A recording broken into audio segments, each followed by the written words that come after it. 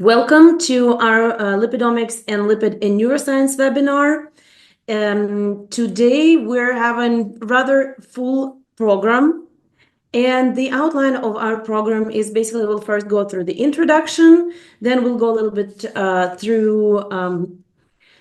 through types of neurons and glia cells. Then we'll go through processes and the role of lipids in myelination and remyelination. And we'll further go into the applications, and we will talk about the lipidomics application to research in Parkinson's disease, Alzheimer's disease, and multiple sclerosis. And in this introduction, the main brain components are going to be discussed. We'll talk about neurons and glia. We will have a look at both human and murine brains and their specific lipid compositions. Overall, of course, exploring neuron and glial lipidomics will allow us to set the foundation for studying further specific roles in processes and applications towards diseases. So what are the lipid profiles of different types of central nervous system cells? This is the study we did together with DedSat and E. And basically, first of all, sharing a bit on neurons and glia cells studied in this particular research. Overall, central nervous system and the peripheral nervous system consist of electrically excitable cells, neurons, and cells that do not produce electrical impulses, but they provide the vital support. And these cells are called glia cells. Glia cells in the CNS include oligodendrocytes, astrocytes, and microglia.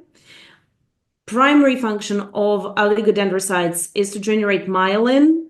Astrocytes, they recycle neurotransmitters and shape synaptic circuits, and they maintain the blood-brain barrier. And microglia are mainly related to immune responses, the brain homeostasis, and they play a crucial role in myelination and remyelination processes. And of course, the lipids as a key component of neural cells, they hold significant information in the efforts to better understand the human brain and the diseases. And that's why it's really important to know the molecular composition of lipids. Again, so in this particular case studies, we studied neurons, oligodendrocytes, microglia, and astrocytes. Overall, the molecular composition of the human brain is primarily water. 77% is water. And if we calculate the percentage in the wet tissue, then lipids take around 12%. However, if we check the dry weight, if we exclude the water from the equations, then lipids account for more than 50% of human brain dry weight. Lipid and certain lipid classes and even particular lipid species are known to be enriched in specific cell types. And so, for example, neurons and myelin contain high levels of cholesterol. And basically, in this particular study, we wanted to figure out what are these specific lipids that are particular for neural cells and maybe their functions. Of course, it's rather complicated to study human brain, and that is why a lot of scientists use mouse brain. And anatomically, human and mouse brain, they show a lot of similarities. And typically, we can talk about that animal model, in particularly in this case, as a powerful tool because the cellular architecture of the human brain and mouse brain tissues, they're well conserved and they're organized in a very similar fashion and contain a comparable diversity of cell types. So if we talk about the lipid classes distribution in mouse central nervous system cells, then mostly these are phosphatidylcholine, PC, in a little over than 30%. 30% is cholesterol, and then we can talk about other species. In general, during the study, we analyzed 23 lipid classes comprising around 750 lipid species. And as I mentioned, PC and cholesterol were the two most common lipid classes. and they were most common or at least present in all 4 sample times that were studied. And when we compared the different cell types, of course, the profound differences in the lipidomic profiles were discovered. Just to show the diversity or the variability, I'd say, if we check the PCA plot for cell lipidomes, we see that cell types cluster very well. So we can see separate clusters of astrocytes, microglia, oligodendrocytes, and neurons. So this gave us a very good idea of cells being different by lipid composition. And if we give a closer look into the composition themselves, then we can see that in neurons, for example, elevated levels of lipid classes PC and PE, phosphatidylethanolamin, and cholesterol were found. And though otherwise not rich in phosphatidylglycerols, then lipid species data show that they were also enriched in selected phosphatidylglycerol lipid species, right? So oligodendrocytes were the most divergent cell type, and mostly we believe that it's because of their role in producing myelin, which has its own unique lipid composition. And we do see that sulfatide and hexacylceramides were enriched in oligodendrocytes. And basically, these are 2 classes, lipid classes comprising structural lipids of myelin. Microglia, on its turn, were rich in phosphatidylglycerols and sphingomyelins, and this containing high levels of specific sphingomyelin lipids, which are almost absent in neurons and oligodendrocytes.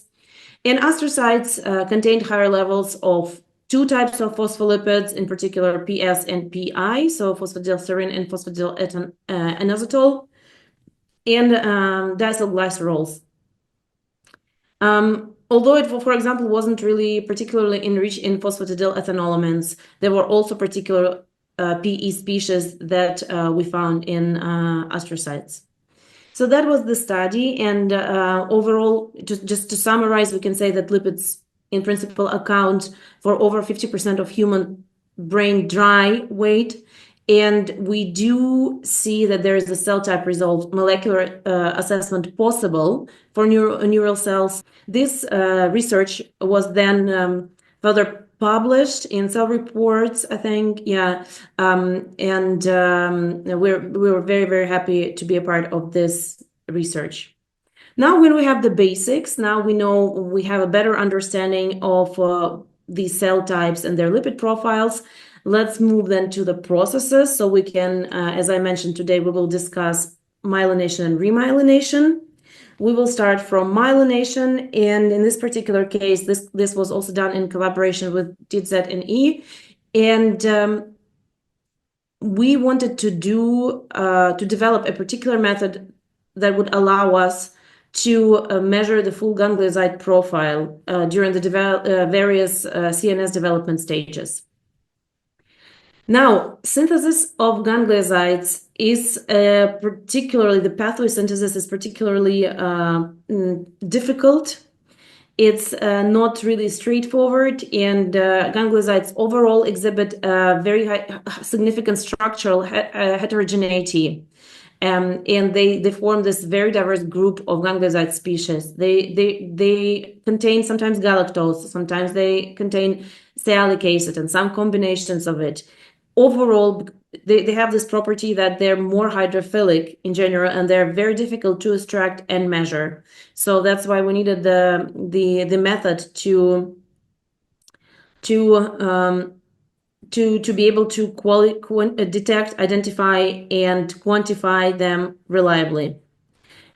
What we could see, and in this particular case, early myelination, nearly complete myelination, and adult stage were analyzed. So for early myelination, it was the 12th postnatal day, and for nearly complete myelination, 21st postnatal day, and adult mice brain was measured in the 26th of in the 6 months of their development and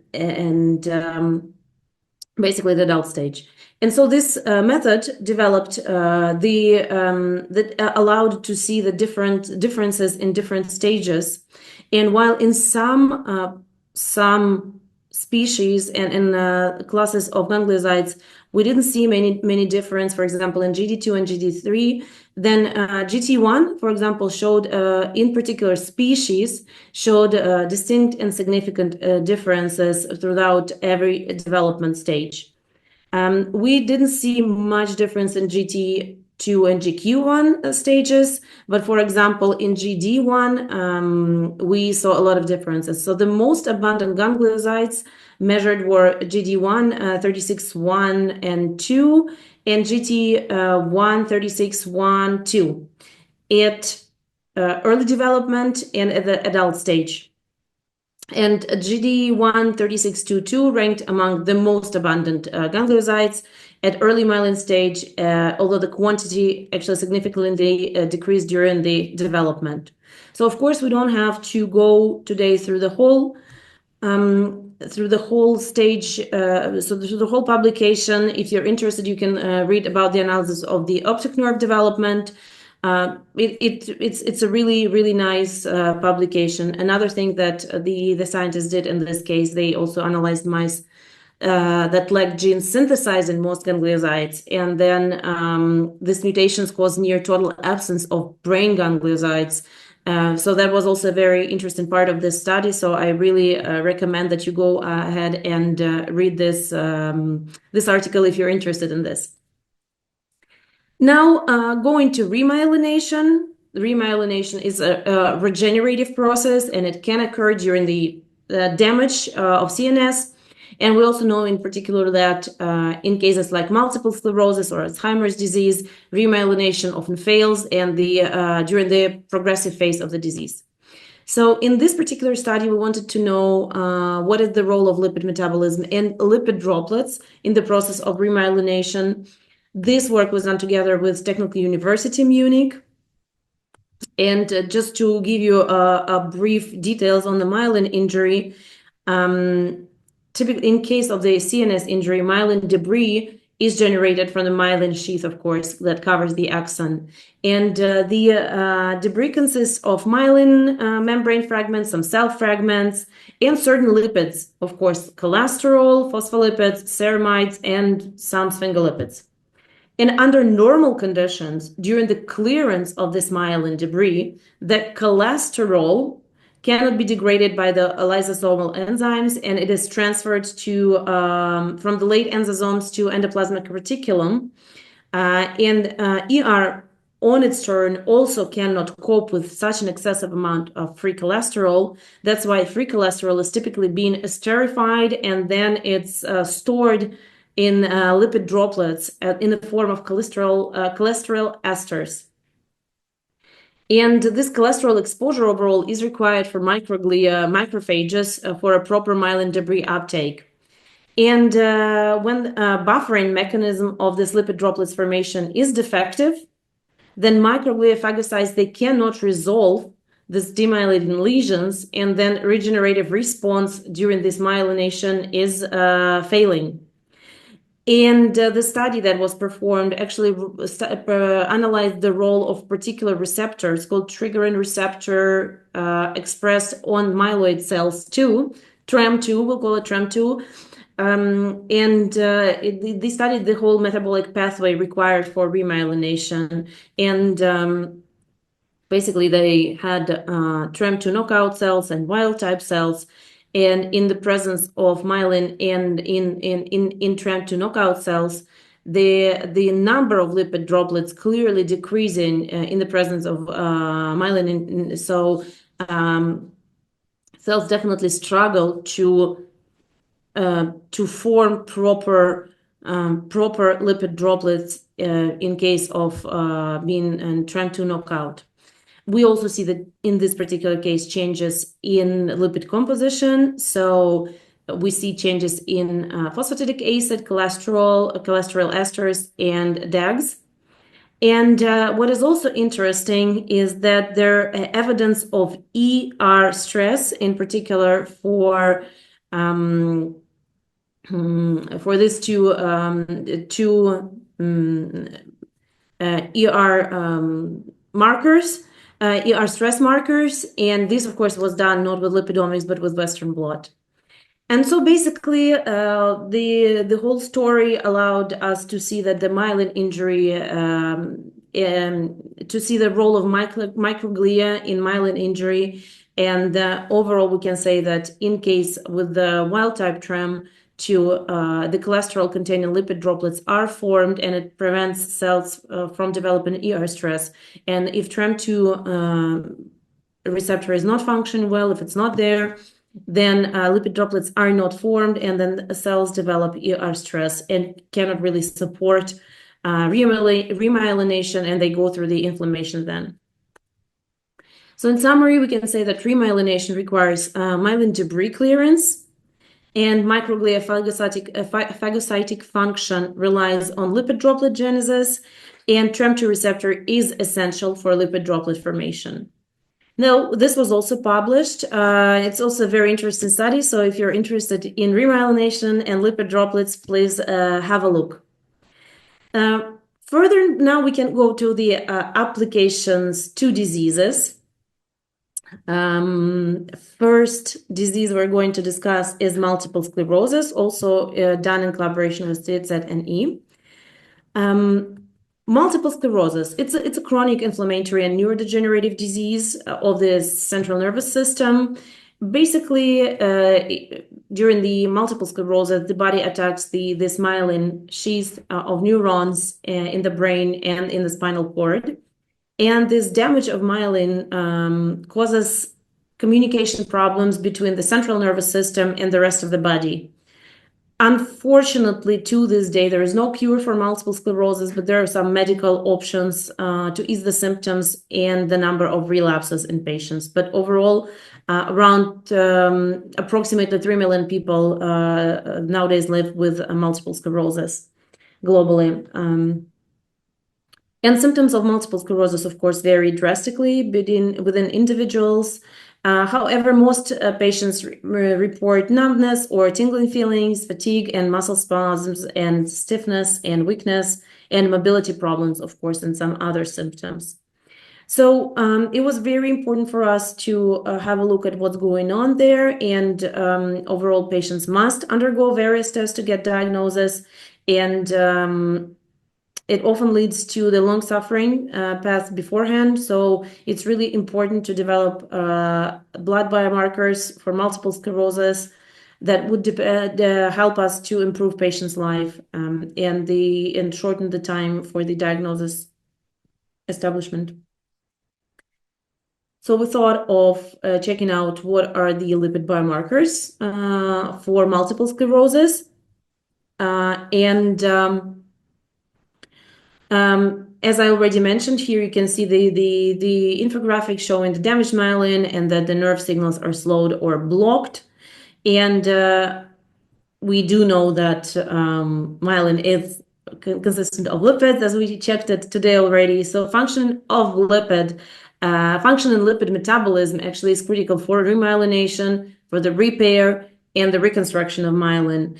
And lipids, of course, are critical for regulating inflammatory responses in neuroinflammation. So I forgot to mention that this study was performed on twins, in twin pairs where one twin was diagnosed with a multiple sclerosis disease and another one was not diagnosed with multiple sclerosis. Some patients received some treatment, some patients didn't receive the treatment. And in this study, what we saw was the altered lipid profiles in monozygotic twins, discordant, for multiple sclerosis.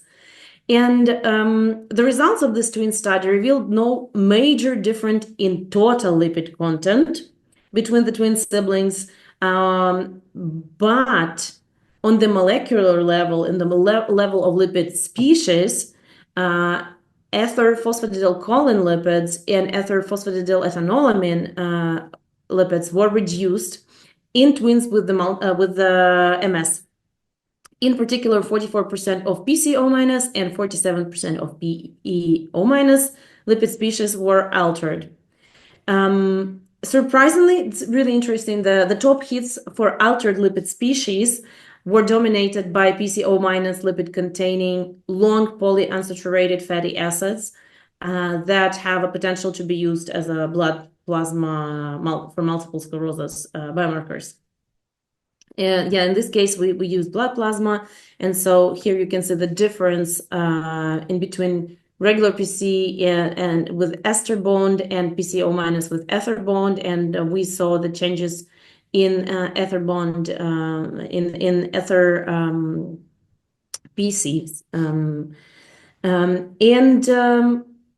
Basically, what we saw was that lipid profile alterations are a hallmark of multiple sclerosis, and lipidomics identified possible lipid biomarkers for diagnosis and treatment monitoring. Also, interestingly enough, we saw these differences in PCO minus and PEO minus in both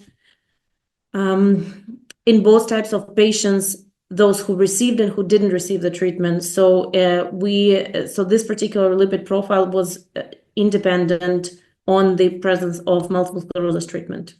Again, you can read the details in this publication. Please have a look at it if you're interested in it. Alzheimer's disease is the next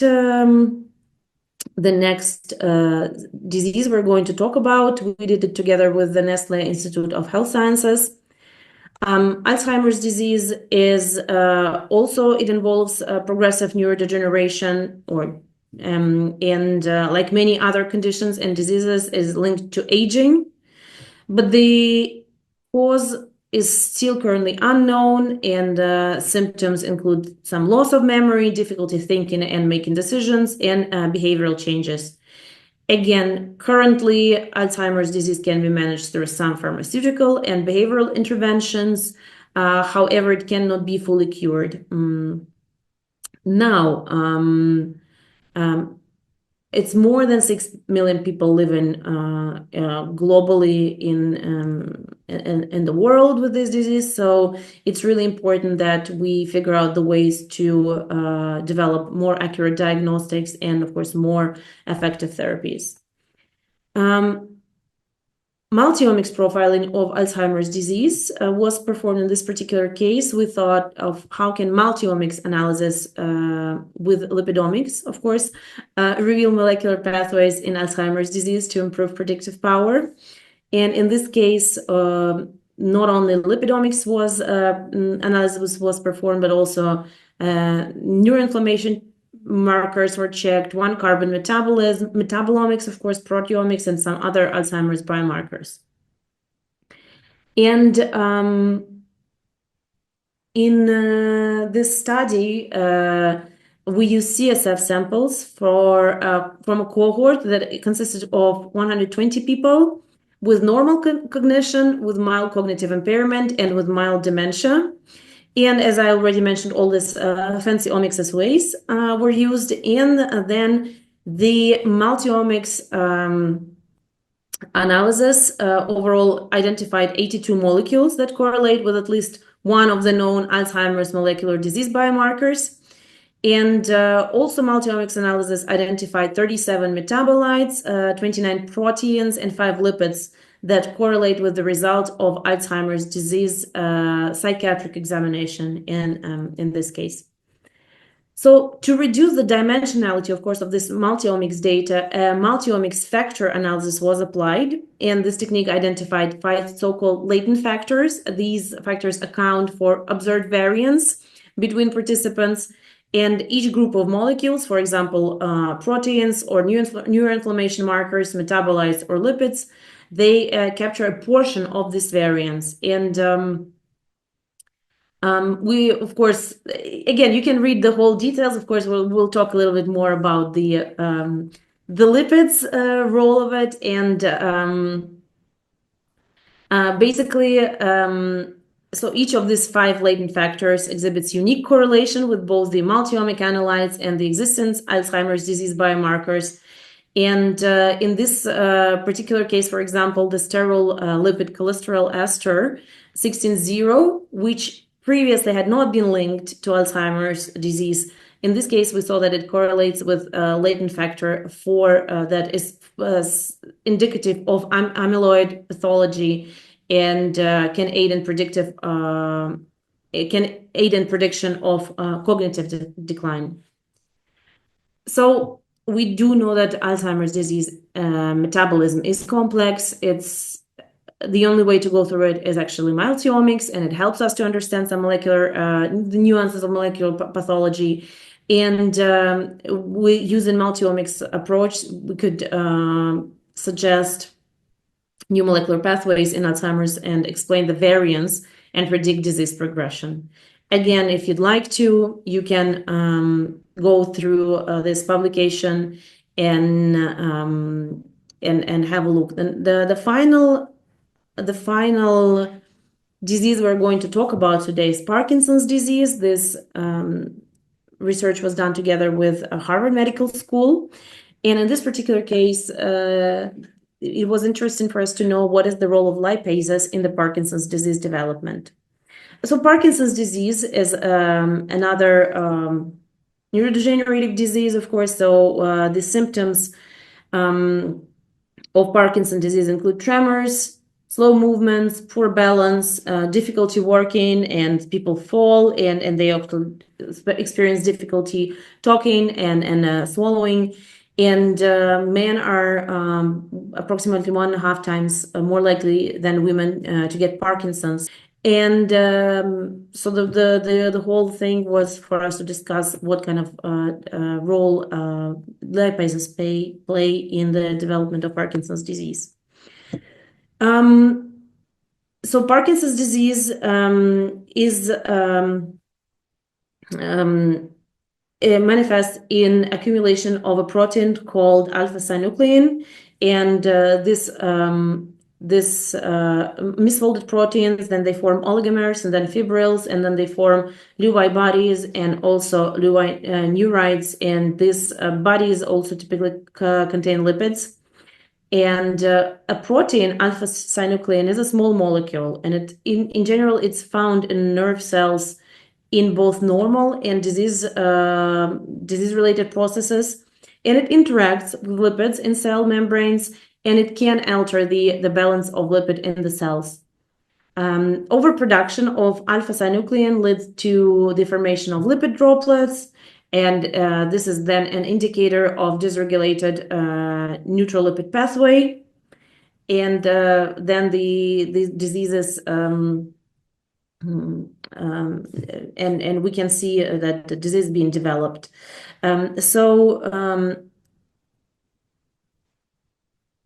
Lipidomics of Parkinson's disease identify lipids as altered in Parkinson's disease, and including brain tissue and CSF and plasma. And this protein, alpha-synuclein, then also is being overproduced, and of course this whole metabolism is being impaired. Now, if we have a closer look at the neutral lipid synthesis and degradation pathway, then it's likely for us less complex than ganglioside pathway of synthesis.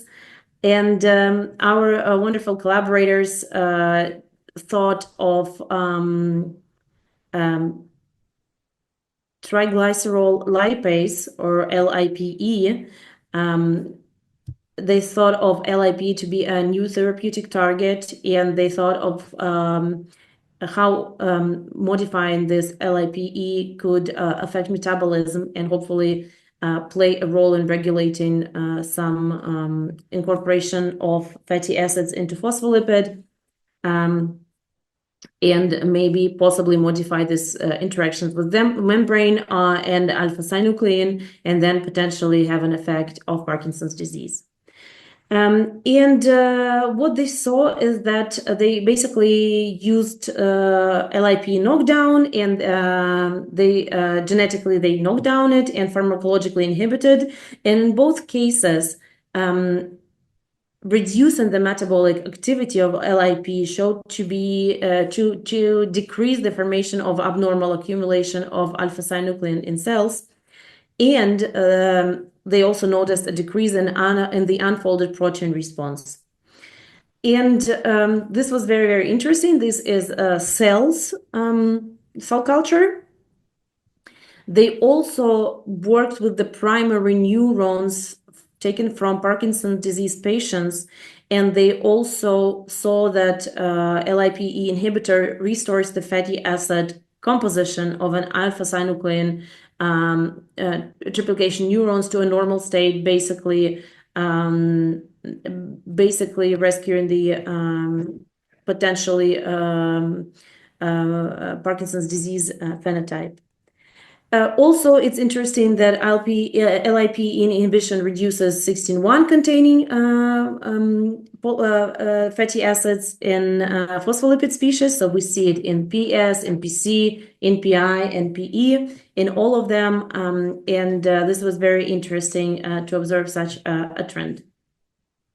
Overall, I'd like to once again to underline that LIP affects the fatty acid pool and its incorporation in lipids, and targeting fatty acid generation via LIP rescues PD phenotype. This was also a fantastic research. Again, you can read it in our you can read it in the publication. And just to once briefly summarize all the things we talked today was, again, we talked about the types of neurons and glial cells. We also talked about myelination and remyelination in terms of processes, and we talked about the applications of Parkinson's disease, the applications of lipidomics research to Parkinson's disease, Alzheimer's disease, and multiple sclerosis. Thank you all so much for being the part of this webinar.